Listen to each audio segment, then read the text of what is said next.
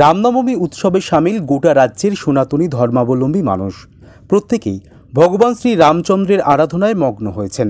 গোটা রাজ্যের মধ্যে অন্যতম নদিয়া জেলা এক প্রকার মন্দির নগরী। তারই মধ্যে রয়েছে নদিয়ার শান্তিপুর পীঠস্থান, যেখানে 12 মাসে 13 পার্বণের উৎসব মুখরিত হয়ে ওঠে। রামচন্দ্রের রামনবমী উৎসবের আরও এক অন্যতম কেন্দ্রবিন্দু শান্তিপুর হরিপুর অঞ্চল। এই অঞ্চলে প্রায় 50টিরও বেশি রাম সীতার পুজো হয়। রামনবমী উপলক্ষে একই সাথে পালন হয় দোল উৎসব।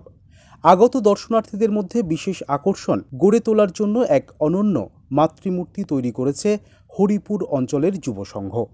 এবছর তাদের 25 বছর পদার্পণ। রামচন্দ্র ও সীতামাতাকে বন্দি করে রেখেছে স্মার্টফোনে। অপরূপ কারুকার্যের মধ্যে দিয়ে ফুটিয়ে তোলা হয় এই মাতৃমূর্তি। দেখলে মনে হবে স্মার্টফোনের ডিসপ্লেতে রয়েছে প্রভু রামচন্দ্র ও সীতা। মৃৎশিল্পীর হাতে নিখুঁত কাজে এই চিত্রপট ফুটিয়ে তোলা হয়। বিশেষ করে এই মাতৃমূর্তি নজর কেড়েছে দর্শনার্থীদের। এই চিন্তাভাবনা এসেছে আমাদের যে এখন তো প্রতিটা মানুষের হাতেই স্মার্টফোন আছে। এই স্মার্টফোন একটা মানুষের সঙ্গী হয়ে গেছে। স্মার্টফোনে ফেসবুক, হোয়াটসঅ্যাপ, মেসেঞ্জার সবই রয়েছে। এটা তো মানুষ এখন করতে করতে সব অভ্যস্ত হয়ে গেছে।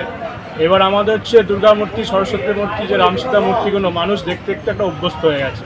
তাই আমরা চিন্তাভাবনা নিয়েছি এবছর আমাদের হরিপুর যুব সংঘ মনসতলা 25 বছর পূর্ণ হলো। তাই আমরা স্মার্টফোনের মাধ্যমেই আমরা ঠাকুরটা করেছি। নবপ্রজন্মের প্রত্যেকের হাতে থাকে স্মার্টফোন, তাই শ্রী রামচন্দ্রকে স্মার্টফোনে ফুটিয়ে তুলে দর্শনার্থীদের বিশেষ উপহার দেওয়াটাই তাদের লক্ষ্য।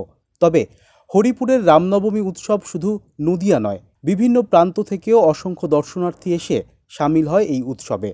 বিশেষ করে অন্যতম আকর্ষণ থাকে শোভাযাত্রা। রবিবার থেকেই ঢল নেমেছে দর্শনার্থীদের।